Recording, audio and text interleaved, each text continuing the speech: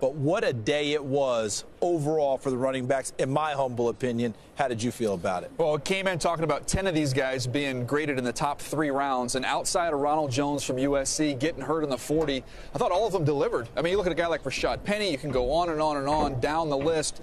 The guys are going to get value picks this year if you're a team at the running back position, just the sheer numbers we saw out here in the field today. Okay, so we're going to talk about a lot of value picks. We're going to talk about a lot of depth. The name Kareem Hunt will come up. He was a third-round pick out of Toledo last year that led the NFL in rushing. But the bottom line is there's been one star here today, and his name has been Saquon Barkley out of Penn State. He's got a great iPhone cover there. Yes, he does.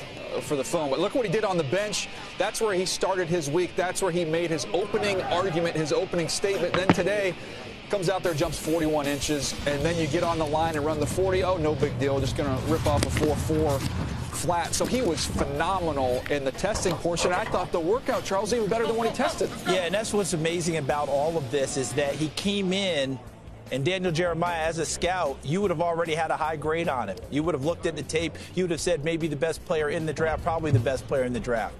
He almost exceeded that if he didn't exceed that in everything you saw, because everything you saw on tape got confirmed here on the field, in my opinion. But just like when I was scouting, though, when you have somebody listed as your top player in the draft, you get a little bit nervous and you want it to be confirmed with what you saw. He confirmed everything today.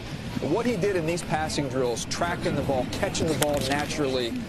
Look, he does everything that Alvin Kamara can do, who we spent a lot of time talking about. He does it better, and he does it in a 233-pound package. He's stronger, faster. I mean, he's catches bigger. the football, bigger guy. Should be a little bit more, you think the durability factor would be there. But, and check him out. Taking things in right now. What a day he's Looks had. like a Giants shirt there. And by the way, what pick do the New York Giants have in the draft? That would be number 2. The number 2 pick in the draft. Cleveland Browns have the number 1 pick. People are debating whether or not you take a running back that high. Leonard Fournette went at 4 last year. Ezekiel Elliott went at 4 before that. He could very well go at number 2.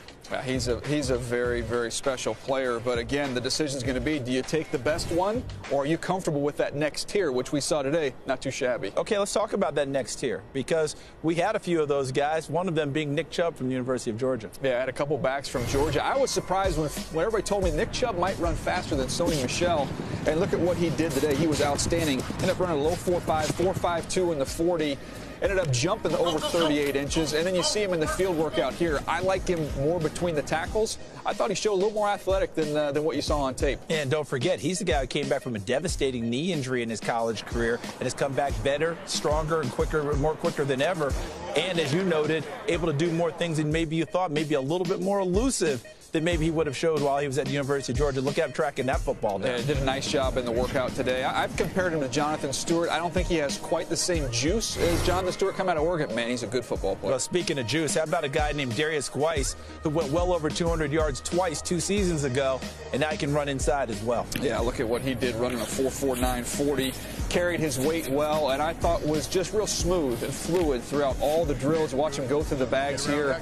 He kind of gets lost because of so much of the focus being on Saquon Barkley. In any other year, we'd be raving about Darius Geis and what he brings to the table. Yeah, and look at him now. You see him catching the football as well. I thought he developed as a football player this past year. You know, when he hit the season before, filling in for Leonard Fournette, he was that flash and dash guy, and you saw the big plays. I saw the more powerful runs, the dirty runs this year. And speaking of the University of Georgia one more time, Sony Michel, the backfield mate of Nick Chubb. Yeah, Nick Chubb ended up beating him with the 4.52 versus his 4.54, but I thought the field workout, I thought he's loose. You look at a running back, I want to see how is he in the hips, is he loose, can he change directions and do it fluidly. I thought he had an outstanding day. I think his play speed is better than what we see time, though. When you watch him on the field, don't you see a guy who plays faster and has that burst? When you watch that national championship game, you saw Chubb maybe struggle a little bit to get to the perimeter. Sony Michel was able to get the corner against Alabama. I think both those guys are going to be excellent pros. Yeah, and here's the thing. When we're watching all of them, for me, we're seeing all of the package come together as we look at every one of these backs.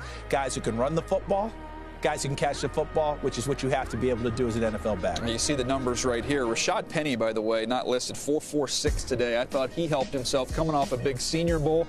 Look at this collection of backs. Yeah, there's no telling how many are going to go high. We know Barkley will. He's probably going to go in the top 5. We don't know if another back will go in the first round.